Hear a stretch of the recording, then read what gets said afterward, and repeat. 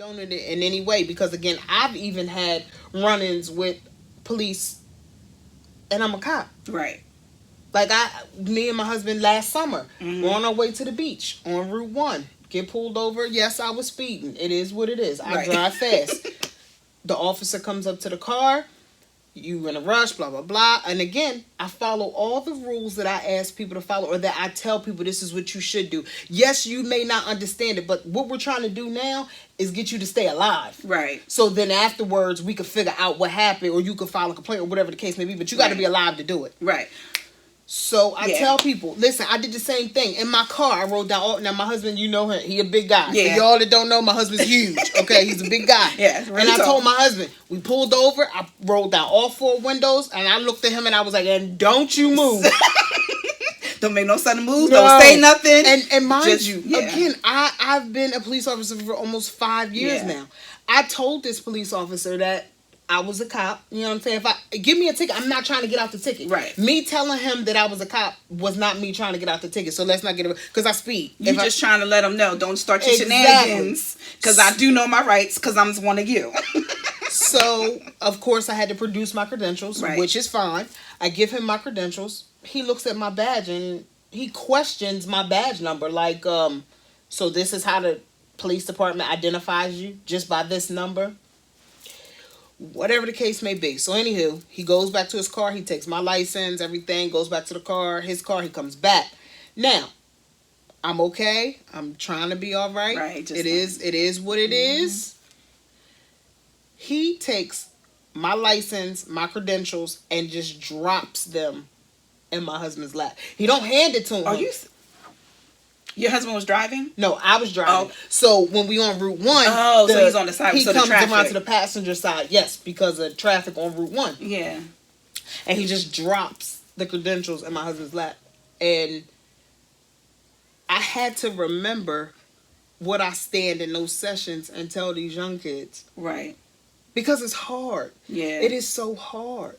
Like, I couldn't believe he did. Rolled the windows up, went to the beach, had a good time. Now... I should have gotten his badge number. I should have gotten the vehicle number, whatever the case may be. And I should have filed a complaint. Right. But I didn't. But I should have. I just let it go because he'll get his somewhere down the line. Right. But again, I keep reiterating, just because I'm a police officer does not mean I don't go through the same things that...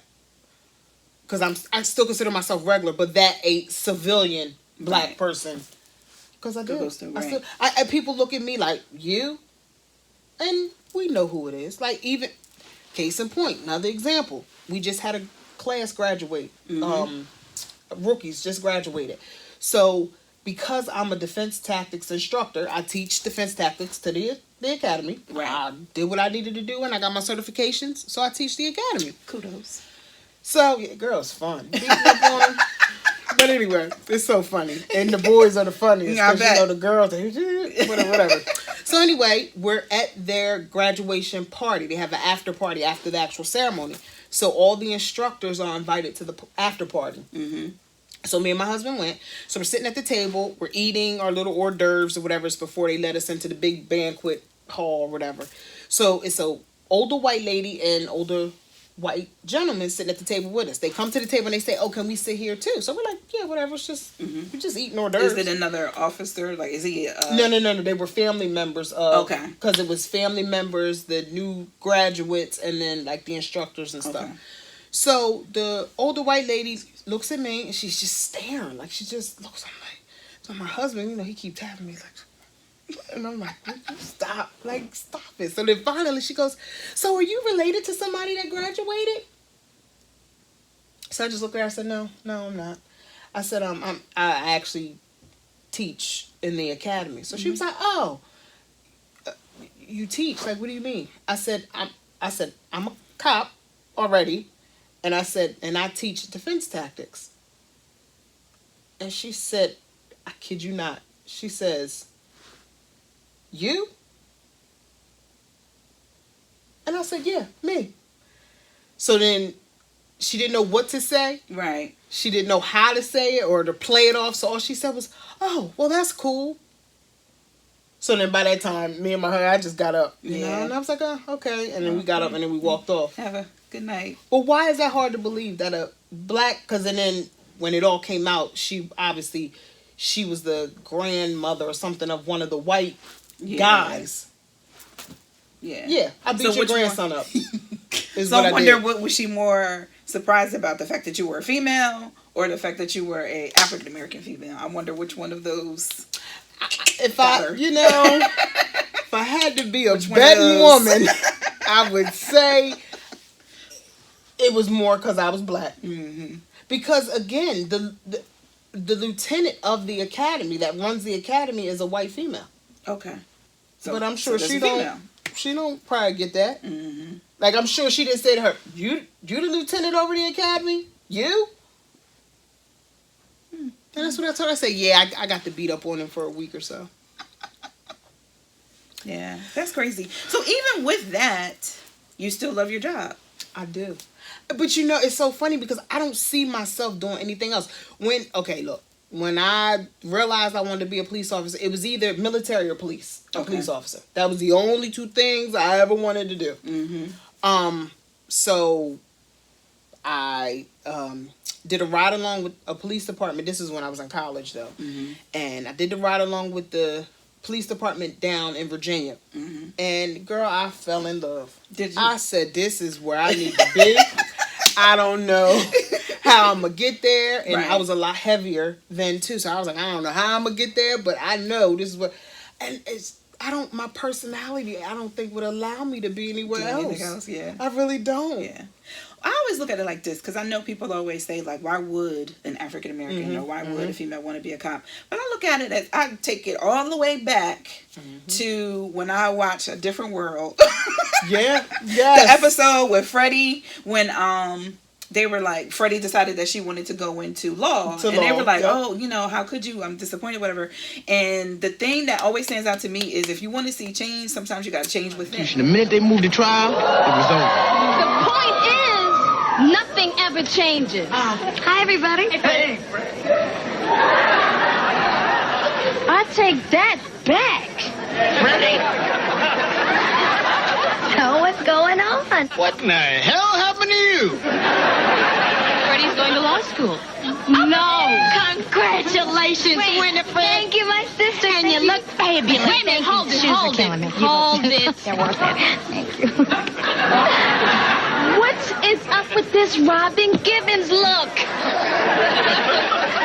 They're just clothes. Are you serious? Yes, I am, and I plan to be taken seriously. Freddie, you're buying into the system. And you used to be about something. I am about something. I am about studying this system, understanding it so I can change it. I'm your secret weapon, little sister. So if and when you finally decide to walk some of this talk and march, then I will be the one making sure you don't get arrested. Oh, militant one. Goodbye, Tracy Chapman. Hello, Barbara Jordan. I always say, like, if more color did get up into the police academy, maybe there would be some more change. It's so funny you said that because my old partner and another guy that I'm really close with on the police department, they really helped me when I first came out to the street as a rookie and stuff like that. So we're real good friends. So it's so funny. We went out. We usually try and go out every month or so. Just go out, have drinks, whatever the case may be. So it's so funny because he said to me, he was like, I was moaning and groaning, which I shouldn't have been. I'm sorry, Lord. Moaning and groaning about my unit that I'm in, because it's really different. This is definitely now it's one of them things like I'm uncomfortable, but I know I'm growing. Okay. So anyway, so he said to me, he was like, you know, Clark, he was like, you know why you where you at? And I'm like, why? And he like, cause you the Harriett Tubman of. I was like, what? Please be the Harriett Tubman. He said, you the Harriett Tubman of the drug unit. Like he said, you gonna be the one that's gonna get to bring some more of us over there.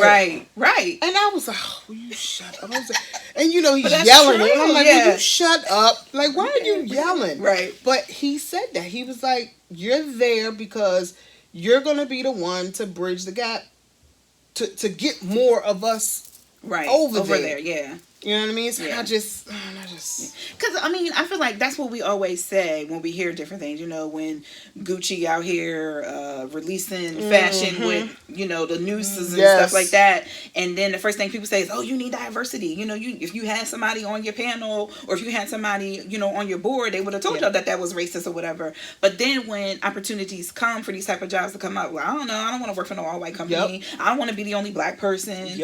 But it's like sometimes you do. Sometimes you have to be the pioneer to break through that, start tapping on that glass ceiling or whatever, however you want to, explain it, whatever, so that you can be that voice to say, no, don't do that. That's racist. No, don't do that. That's offensive. That is offensive, And I've had to do that, and I've had to, I'm one of those type of people that I'm big on respect because I give respect to everybody. So you don't have to be disrespectful to anybody. And I often say this, and I probably shouldn't, but there's a point. I know, like when you're in like military, paramilitary, it's ranks, and you're supposed to respect your officers. But after a certain point, it's not. Forget all that rank because now it's adult to adult. Right. And, I've had to, since I've been there, and I ain't even been there a year, but I've had a few little issues with some of the guys. Like, who are you talking to? Right. And, don't say that. How do you deal with it? Like, so when you're in the presence and you may hear a coworker, say a racist remark or something derogatory or whatever, do you approach them or do you just feel like, well, they've been here for as long as they have, or they who they are, they just want to be, you say something? I say something. There was an incident where one of the guys in our unit, we did a search warrant, locked some people up, whatever the case may be. Search warrant for their cell phones, whatever. Go through their cell phones. So he's reading a text message that's in the cell phone, and it had, excuse me, I don't know if I can say it, but like you may have to splice the M word. Yeah, the N word. Okay, that's better. Okay, cool. Because I was gonna say it. Yeah. See that? Don't get me shut down before I get started. That's what I was gonna say. Oh Lord. So the N word, and he keeps reading it, and but he's reading it out loud. So right then and there, I was like, you might want to be careful. Just don't careful saying it. Like I get it, but So then what do you mean? I'm just reading it. So then I took a little too much joy reading it. So then I said to him, I was like, it's not like I'm running around here yelling, the C word. Right. And then because it would be a problem. Yeah, it would be an issue. So he looked at me, I looked at him. Right. And that was, and then after that, Yeah. But and I feel like too sometimes. I hate to say the world is getting soft. Yeah, but everybody, we are more sensitive. Yeah, everybody is. Sensitive. Yeah, and I don't understand. Like when something is wrong, approach it. Then not hooping and hollering, acting like a wild person in the street. Right. But address it. Yeah. Address it. Yeah. Like it's okay to address it. And like two adults. Like I hate that. I hate passive aggressive people. Where you can see they are visibly upset, and you say, are we good? Is everything okay? Oh, no. Oh, no, I don't have a problem. But good and darn well, they are irritated with you. I always laugh because I have a girlfriend who, when me and her were first friends, right? I don't even remember what we were talking about. And I was like, boom. Like, no, that don't make no sense. We just talked whatever. And I was good. I got it off my chest. I didn't know she was feeling some kind of way. So we ended the conversation, right? The next morning, I called her up. It was Saturday. I was like, you want to go to Cowtown? And she was just like, she was like kind of reserved about it a little bit for like why are you even calling my phone right now? Right? And then eventually she was just like, no, I don't want to go to Cowtown. And she was like, because blah, blah, blah, blah. And I was like, oh, you still hung on to that? See? I'm sorry. And like we talked about it and we worked it out, whatever. Yep. But as far, like you said, I say what's on my mind, and you're my friend. You know what I mean? I thought we were good. So, you were telling me about the situation. I gave my opinion about it. I'm not mad about it. No. But we worked it out. But yeah, so I'm sorry. I don't know. Just, and then my thing is this too. I can't. it bothers me. Like when I'm bothered and I don't say nothing, it tears me up in the inside. I gotta So this question is based on a conversation. I don't know if you remember this, but I remember when you first went to the academy and we were having a conversation. I don't even know if there was something going on about when you pursue a suspect, right? So when people read the stories afterwards, people are quick to say, oh, well, they didn't have to do that, and they don't know that he's, the scholar, he make it 4.0, he the valedictorian of his class. But what you said to me is the thing that I think about all the time now when I hear about these stories. Your response was, I don't know that when I'm chasing him down that alley. He's not wearing a sign that tells me that. All I'm thinking is, you're running down this alley for a reason. I'm thinking about my life. I have family and I have loved ones that I want to get home to at the end of the night. So just let's talk a little bit more about that. So when you're on the street and you are dealing with people, like, what are some of the things, how quick is it? Like, you have to think about, process the situation, and you have to react that. Well, first and foremost, I like to say in any situation when you're pursuing a suspect, once that person is in handcuffs, for me, and it should be this way for all officers, it's over. Okay. The aggression, the anger, whatever you had to use or whatever came out when you was getting that person into custody, once they're in custody, it's over. And that's how I look at it. But when you're pursuing, it depends on what you're pursuing. I mean, if you have, a vehicle chase, you know what I mean? You don't know, like you said, you don't know that guy in the car, it made car of 4 people. Right. And the driver won't stop. But like you said, you don't know that the passenger's valedictorian, he got full scholarship to Temple to play basketball and all this stuff. You don't know that. All you know is that I flipped my lights on, you refuse to stop. So at this point, I'm thinking you're trying to hide something. You may have a gun, whatever the case may be. So then when you finally do stop the car, and we have what they call a felony car stop, when we have our weapons out and we call you out of the car, this is why. But what I'm saying, or when I said earlier about once you find out the story and you get all the facts, it's over at that point. Okay. There is no more, talking greasy to them and making them feel like they down here. Right. That's not what it's about.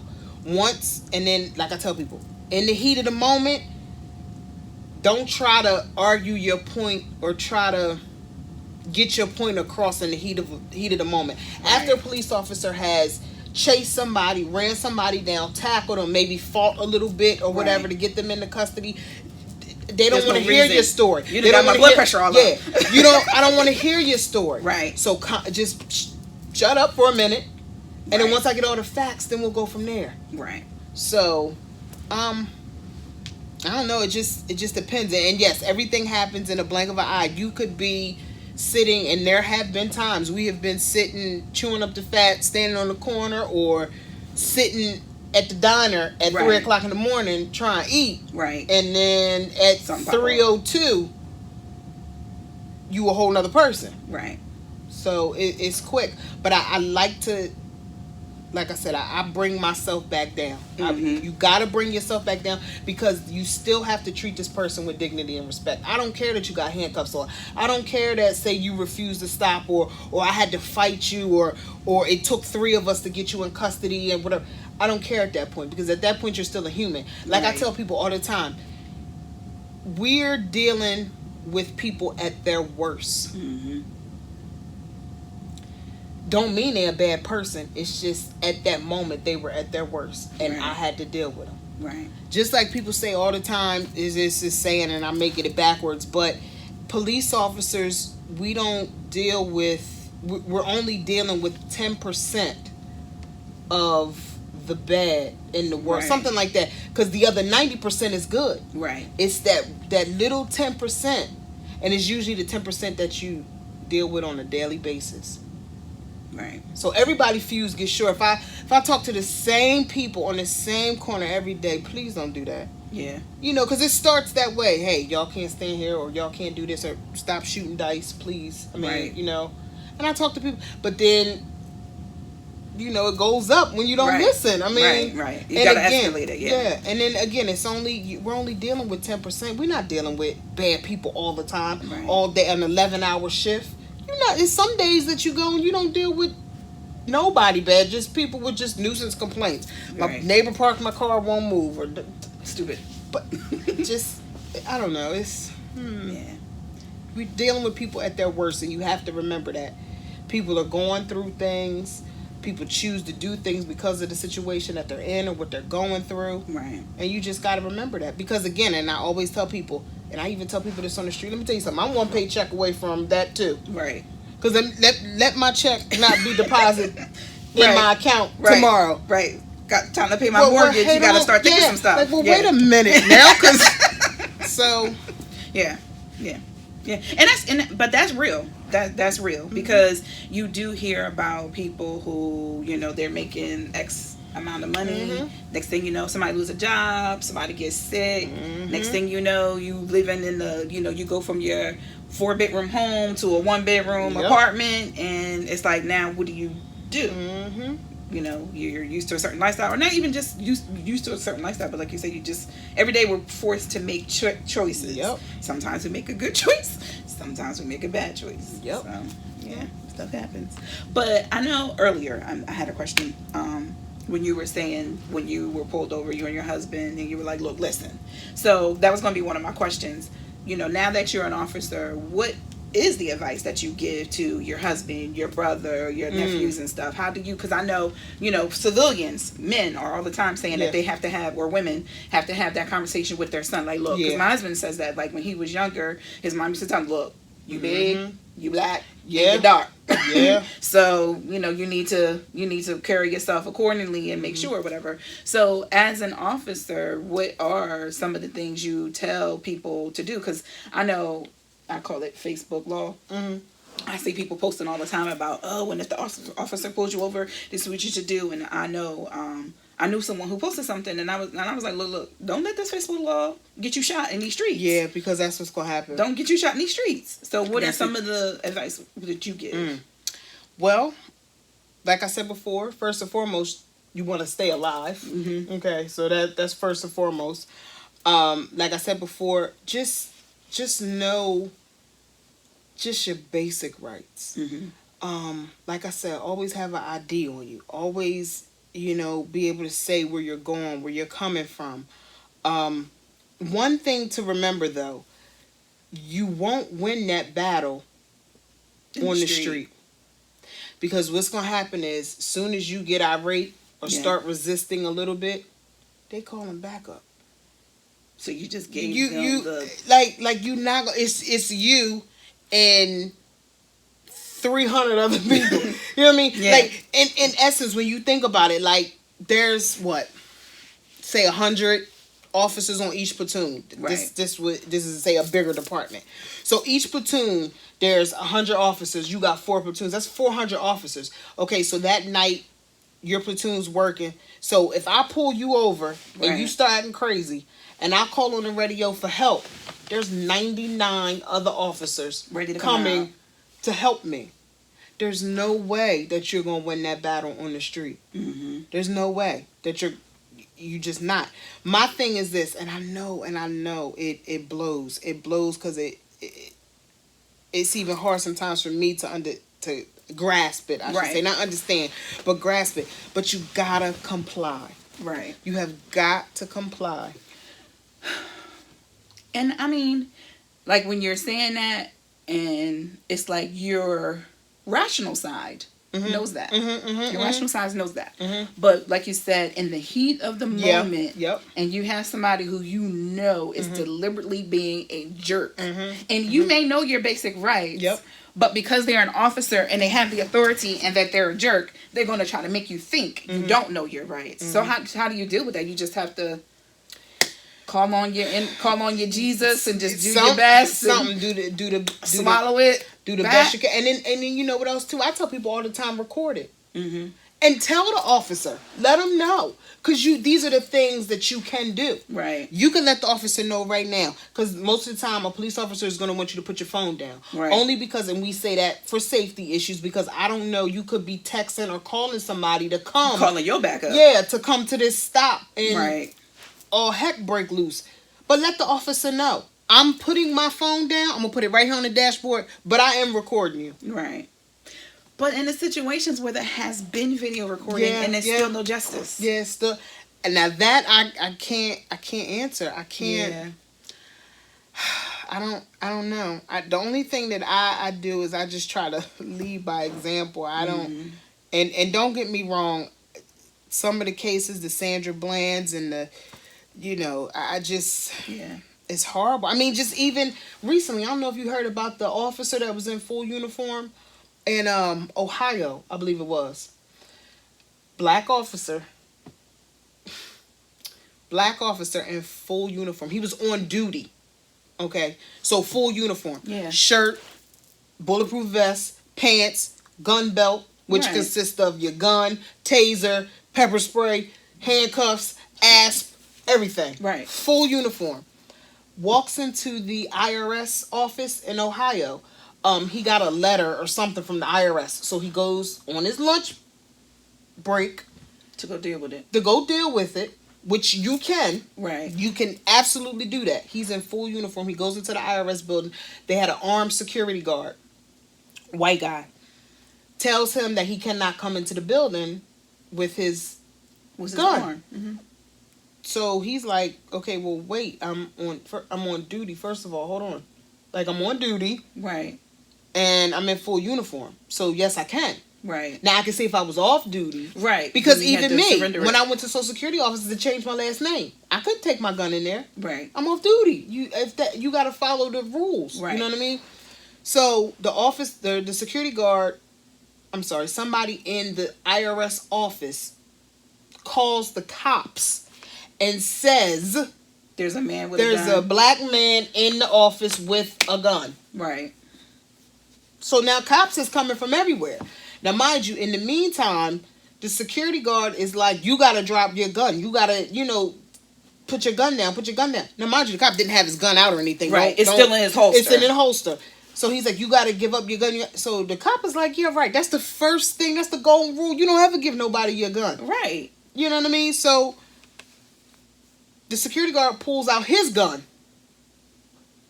and is holding this black officer in full uniform at gunpoint.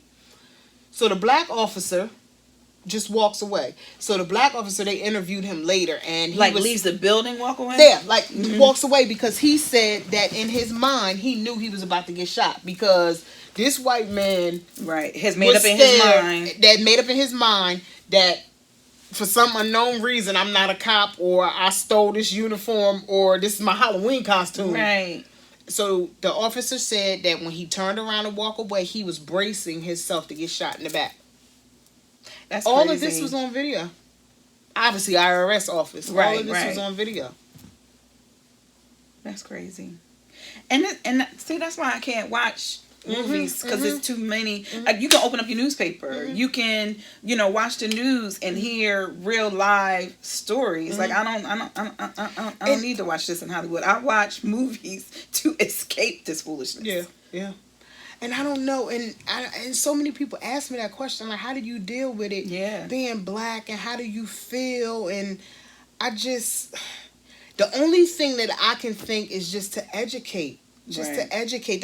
And not that I'm pushing it to the back burner or trying to forget it, but the only thing when these situations come up like this is just to educate. Like, educate our people on what to do and what not to do. And sometimes that ain't enough either. Right. Because do you think that things are necessarily getting worse? Or do you think the reason why there's so many cases that are now coming into the public eye or getting caught up in the media is because of social media? What are your thoughts on that? Because now you got Facebook Live to film exactly what's going on. You can post your stuff. So I do think social media can help or hurt you. But I do think now it does make those officers that are jerks, as you say, just jerks in general, think twice before they go all out or go 0 to 100. You know what I mean? Like, I feel like every police officer should wear a body camera. Mm-hmm. It's just unfortunate. Like, for instance, my department, we did do like a pilot program, but we can't afford it. Like, some departments can't afford it. It costs millions of dollars just to run the software that it takes to run the cameras and to be able to store it, to pull it up and all of that. That's millions of dollars, and a lot of smaller departments don't have it. Mm-hmm. But let me tell you something. If they gave me a body cam, I would wear it proudly, because not only is it showing, and sometimes it helps both ways. Yeah. Sometimes it shows that, you know what, this officer ain't do nothing. You was acting like a fool. Right. And this officer did everything they could. Right. Yeah. Because the reason why I think about that is because I was watching Straight Outta Compton, and it was one of the scenes where they were in the studio recording, and I can't remember something. I have a terrible memory, but something went down, and then the officers was like harassing them, and they was getting roughed up or whatever. And I'm like, okay, well, that was a scene from the 80s or 90s or whatever. So this ain't new. It ain't like this is new. This police brutality is definitely not new, but like I said, it just seems like so many more cases are coming to light. So it's like, is that only because back in the day people truly felt powerless, so nobody really reported it, but now people are reporting it, and now people are getting, now, like I said, we got readily, cameras on our cell phones, so now you can capture stuff more available. So I don't know if it's necessarily getting worse, or is it just more people just deciding they're voicing their. I don't think it's necessarily getting worse, and I could be wrong, but I do feel like people are just stepping up to the plate now. Mm-hmm. It's almost like enough is enough. Yeah, I'm not taking this no more. Right. And which is a good thing. I don't think anybody should abuse anything. Like, I take being a police officer, the oath I took, the badge that I'm able to carry, I take that so serious. Mm-hmm. I tell you, it's so serious to me. Like, that's a real thing. Right. That people call me when they need help. Right. Like, so, yeah. But I mean, people that step up and things that ain't right, I say step up. File a complaint. If you feel like you were wronged in any type of way, if a police officer stops you or encounter with a police officer, file a complaint. Mm-hmm. Follow up with the complaint. Don't just file it and let it go. File it, and I need to know what the outcome was. Right. And that's one thing that I think that we as black people say, oh, well, they protect themselves. Blue protect blue. They do. Yeah. No? Because, people really do feel that way. Like, you're not, because a lot of times when there is police brutality, it's hardly ever an officer by itself. It's usually several of them. Mm-hmm. But it does come down to a situation where it seems like the other officers aren't going to snitch. They're not going to say, oh, no, he was over the top. He kicked him in the head when he didn't have to. Like, you very rarely see other officers standing up in the court of law to testify to say that. Well, how our department works is they have like a trial board. Okay. So it's like an in-house type thing. And they interview you about what's going on. And I mean, if you lie and they see something different, then you're going down too. You're going down too. Yeah. And I mean, I've had to do it too. I've had to pull people aside, like, yo, like, what? Why you do? Right. What was the point of that? Right. Like, you was over the top. Yeah. Yeah. So, I don't know. It's just, it's such thin lines between everything. Yeah. And even sometimes I ask myself how I even do it. Like, how do I even stop yourself from going over Yeah. I don't know. Yeah. Because, I mean, at a certain point, I recognize, because you're human. Yeah, you wear a badge, you got a gun, but you're human, you got emotions too. Mm-hmm. And, if you're dealing with somebody, it's like, okay, you only got one more time. Yeah, you're right. You only got one more time. You only got one more B, and then I'm going to show you. Yeah, you're so, right. like you said, how do you stop yourself from, like, going over and just, like, blacking out? I don't know. I usually laugh it off, or I mean, they not worth it. You know what I mean? Like it's, and I hate to put it so harshly, but you're not worth me snapping out, doing something wrong, losing my job, losing everything that I worked for. You just not worth it, because again, I understand and I realize I'm dealing with you at your worst. Right. Look, now don't get me wrong. You gotta sometimes let people know. Look, I'm not playing. Right. But I don't know. Like I said, on the street, I've been called everything. A sellout, Uncle Tom, everything. Oh gosh. So that's another mentality that you deal with too. Like you're dealing with people, like you said, you're dealing with them at the worst. You catch them red-handed, and then you go to arrest them, but you just sell out. Mm-hmm. Well, that's what I tell them. Like you're the reason I'm here. Right. Like I ain't do nothing. Like, I tell them all the time. I was sitting eating my bag of potato chips. Right. Like you did this, and you're the reason that I'm here. And that's one thing I do. You gotta take responsibility for your own actions. Right. I didn't do anything. I didn't do anything. You are the reason I'm here. So, right. But yeah, so yeah. And I tell them, if I'm a sellout, you a sellout too, because the drugs that you selling, right? Where you think it came from? Right. And you selling it in your own neighborhood. You killing your own people. Yeah. You don't think you doing what they want you to do? Yeah. It's like it's a vicious. That whole drug ring is like a vicious cycle. You're feeling like you're doing what you need to do to put food on your table, to put clothes on your back. Like I was watching. I still have yet to determine if this was fake news, but I was watching a clip where they was arresting this young boy for his breaking into somebody's house, and his sister was just like, they didn't have to arrest him. He's going back to school. How is he supposed to get his school clothes? Wait. Hold on. Wait a minute. So I'm going to work every day to work hard. Yeah. Hold on. So he broke in the house to get school clothes? He broke into someone's house, I guess, to steal so he could get the money. So he could get school clothes. Yeah. So they shouldn't arrest him because he was trying to get the money for school. What did he have on when he broke in the house?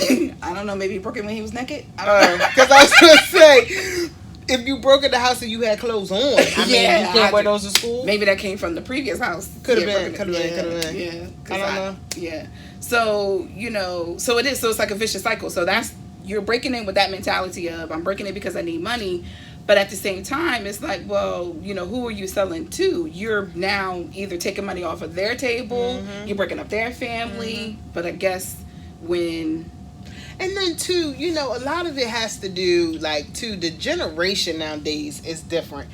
Like, this is such a microwave generation, if you will.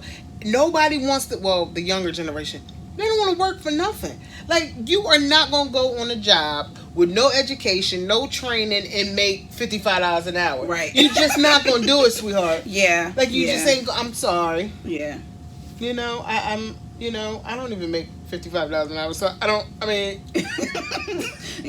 what to tell you. Yeah. Like, it's not going to happen. Yeah. I don't know. With all the social media, what about cyber crimes? So, how is the law keeping up with cyber crimes now? People taking stuff to a whole new level. I've seen people when they're having a spat with their baby mamas going into the house, videotaping, videotaping their nasty conditions, or people, not domestic violence, but just bullying people online and stuff like that. Do they call 911 for that kind of stuff? Like, how are you, as police officers, do you have to deal with those type of crimes? Well, usually what happens is, you will call the cops. We would definitely need some type of proof that this is what's going on. And nowadays, you're able to print off everything or save it to somewhere to show that this person is, say, harassing you and stuff like that. And the same thing applies as if they were doing it in person. Okay. So if I was riding past your house, stalking you, sitting out front of your house, the same charges would apply to if I was stalking you online. You know what I mean? Or harassing you online or threatening you online. The same charges apply. Most departments they'll have specialized units for that. Like it's like specialized training and stuff for when it comes to cyber and the internet and stuff like that. And depending on what you're doing or how you're harassing a person, whether it's like if it's through like email and stuff like that, a lot of that stuff goes like FBI federal. Oh, really? It goes up? Yeah. Oh, okay. That goes way beyond a little, PD, like that I work for. A lot of that stuff goes beyond, because then at that point, if you're like tapping into people's, like, say, email or something. We actually had one case where this girl was dealing with this guy, and I guess he figured out all her passwords to like her emails and her Facebook accounts and all that crap like that. And yeah, that we had to send that out. Oh, really? Yeah. Oh, wow. That's what I was wondering. I was like, like I said, when you see different videos or you see people record people fighting and all that stuff, like you can be, how that works is, now I'm glad you brought that up. Like, say you're out and a big brawl happens and you're videotaping it. If that goes to court and somebody says, Dorla had her phone out and she recorded the whole thing, they're gonna issue a subpoena for that phone. They're gonna take that phone to get the footage for the case.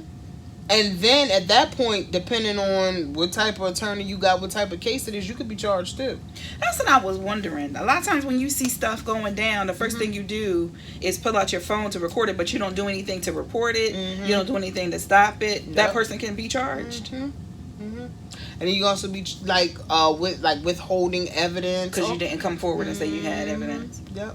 And then, but I'm gonna post it on my Facebook. I'm not gonna give it to you. I'm not gonna give it to the police department, but I'm gonna post it on my Facebook page. And then a lot of people don't know that they can get charged for that. Like, keep that in mind. Yes, you could definitely get charged for that. Wow. Failure to report, all kind of stuff.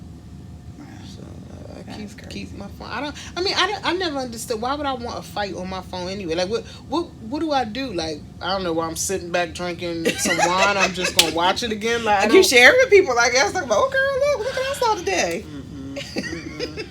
No, I've seen it where, like, different serious crimes have happened. Right. People have videotaped, and right there on the scene will come and will take your phone, and then that person fights, and then now you're in custody. Now you're getting locked up for resisting and everything. Right. You know what I mean? So give it up. Yeah.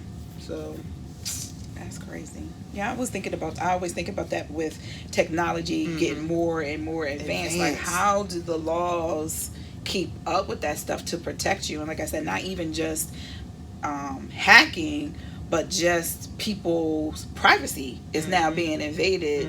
You out somewhere and you do get into an altercation or whatever, and somebody else decides to videotape it, and now you're posting it. Or even just you in a relationship with somebody and y'all share photos or videos, and now y'all break up and now you're mad, and now they're out here basically can start a whole porn site with the material what you gave up in the privacy of your own relationship, whatever. So I'm like, how do the laws and stuff keep up with that to kind of keep you protected?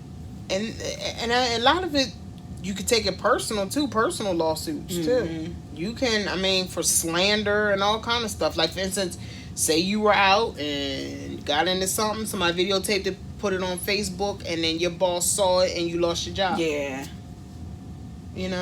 So that's a calling my lawyer. And, that would be a personal thing. But can you? But how do you deal with like what's one of, I don't know if you can share, but like, what's a scenario that stuck with you, like a situation that you had to deal with that kind of like shook you, that may have kind of well, I would have to say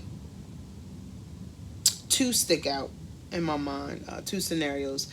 The first scenario, not to get too much into it, but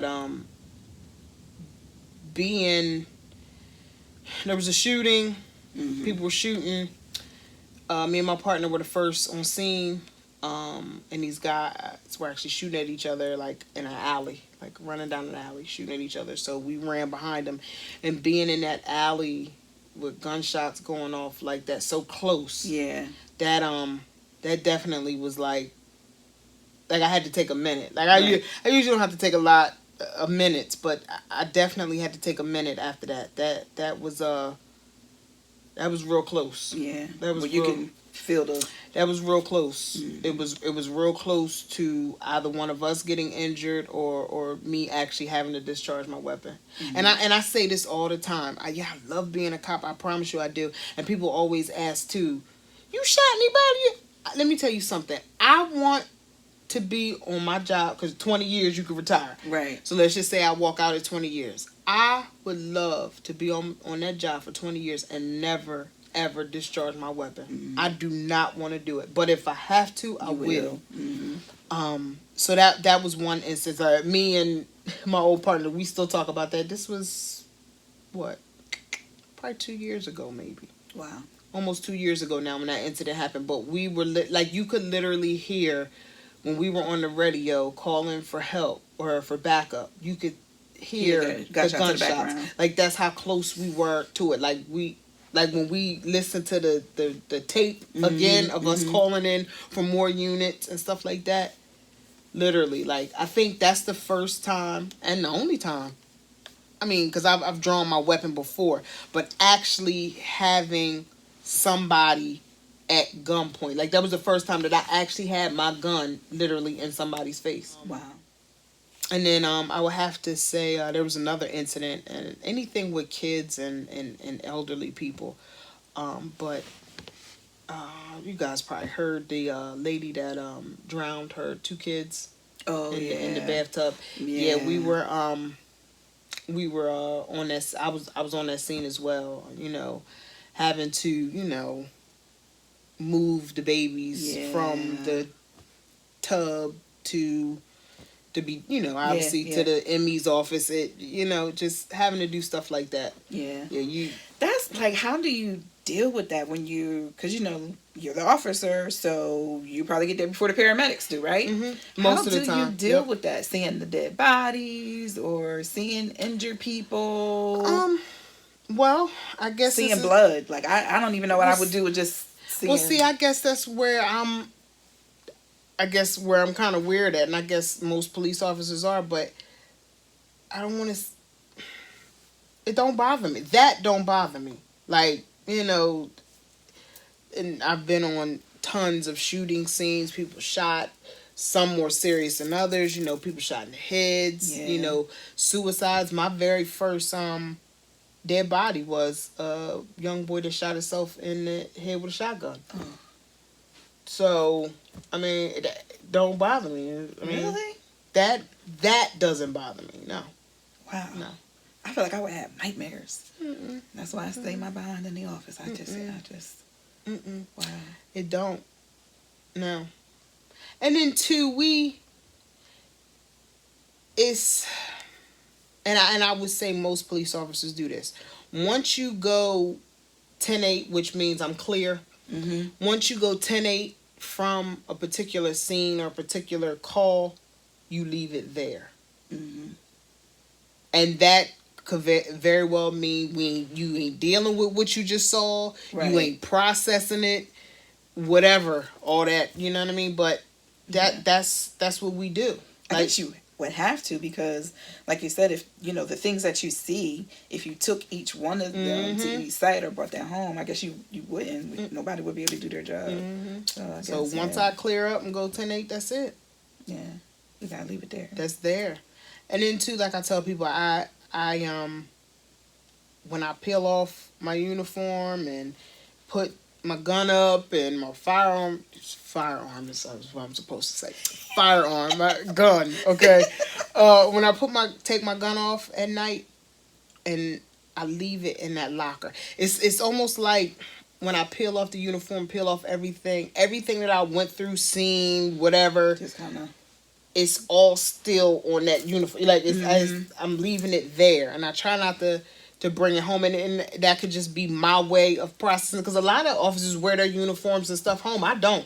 No. Oh, you leave it at the. I keep my crap in my locker. I don't bring it home. I don't even want my uniform in my house. Oh wow. And I, like I said, it's almost like I'm leaving everything that I went through there. Mm-hmm. And I just don't want that's. I hate to say that spirit in my house, but so much negativity, so many bad things. I don't want that in my house.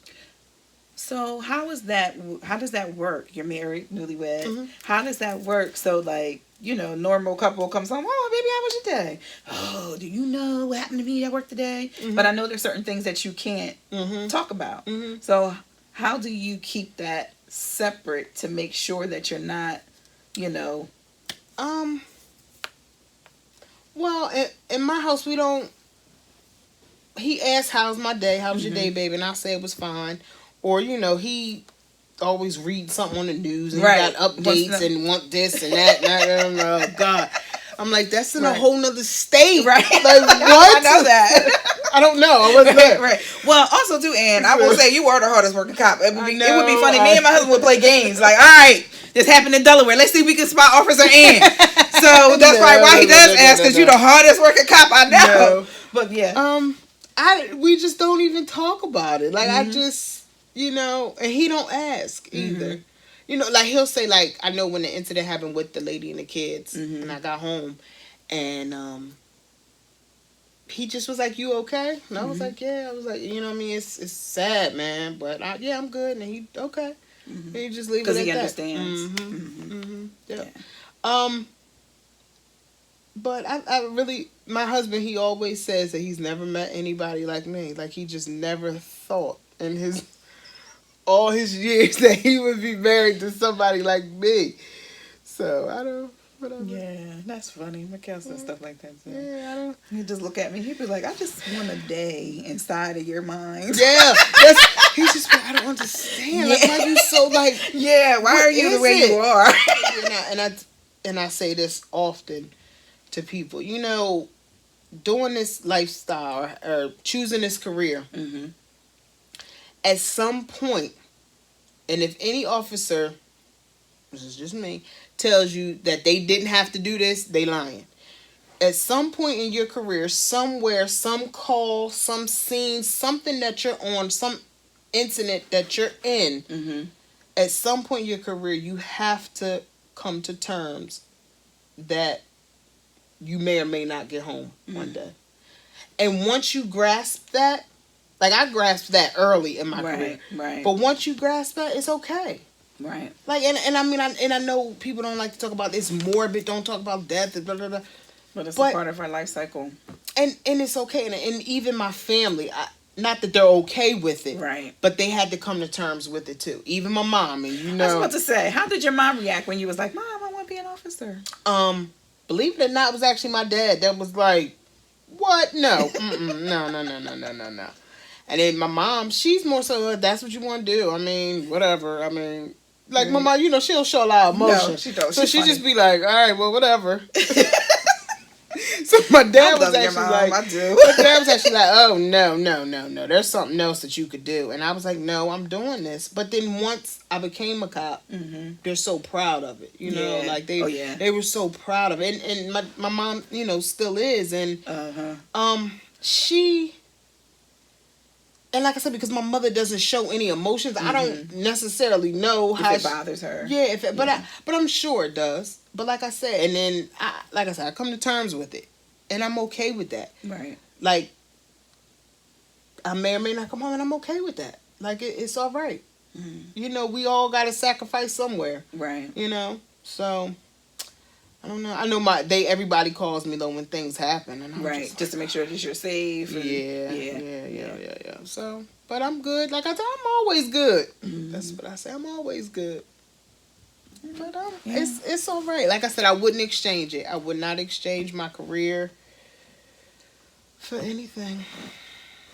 And I right now, like I said earlier in the interview, a little uncomfortable, with the new unit, but I'm growing. That's good. But like you said, or as your partner said, you're there for a reason. You have a purpose. The Harriett Tubman. You are the Harriett Tubman. Yes. But that is so real. Like I said, I mean, that's the only, in my opinion, that is the only way that things are going to change. Is if, people who look like me and you start breaking through the good old boys club. Stop being so scared. Yeah. Like what we nervous about? Right. What we scared of? And that's one thing I could actually honestly say. My parents, well, my daddy, always said, if somebody else can do it, you can too. Right. Always, always, always. And that's just one thing that's in me. If he could do it, I could do it. If she could do it, I could do it. Right. So. Yeah. So why not, right? Yeah. But like I tell people, I ain't going nowhere. Yeah. I tell them all the time I'm here now. I know that's right. And you are making your mark, Miss Detective. I wouldn't say all that. I just being me. That's all I can do. Is just be me. And hope I could touch somebody along the way, man. That's all I want to do. What was the old saying about your tombstone? You know, when you die, there's going to be two dates on your tombstone, but the only thing that matters is the dash in between. Yep. Yeah. So that's it. I just... Any final thoughts, advice, tips? Let's see. Final thoughts. I don't know. Thanks for choosing me or having me on. Because clearly I said to my husband, I was like, I don't know why she let me do this. But thanks for thinking of me. And to everybody out there, just don't be afraid to educate yourself, number one. And also to whatever it is that you think you want to do, anything that's in your heart that you think you want to do, you can do. Because I came a long way, a very, very long way to get to where I am now. And don't ever let anybody tell you that you can't do it. Just go out there and get it done. That's it. All right. That's awesome. But I thank you so much for accepting. Like I said, I wanted to do more interviews, and you came to mind because, like I said, the conversation that we had before about your job, and I was like, oh, she would be perfect to come. I know, right?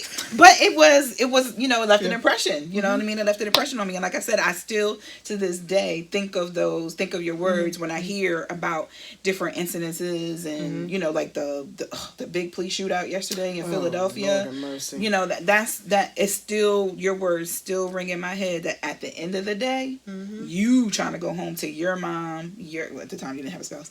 You know? But the Lord blessed. You sure did.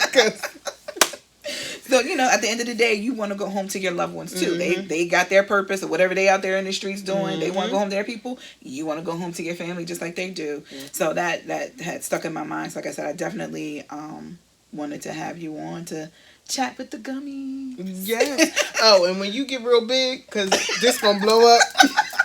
So when you get real big and you got to travel and do your little seminars and your broadcasts, and if you need like personal security, oh, you got me? I got you. Okay, that's what's up. So, y'all heard it here, right? Y'all heard it here. Because when she blow up, she gonna need security. So I got that. That's awesome. But I appreciate you. Thank you so much. And Gummies, thank you so much for watching. I am hoping that something today that was said that would encourage you in your journey. Maybe you are thinking about, you know, venturing into a territory that no one else has traveled down before.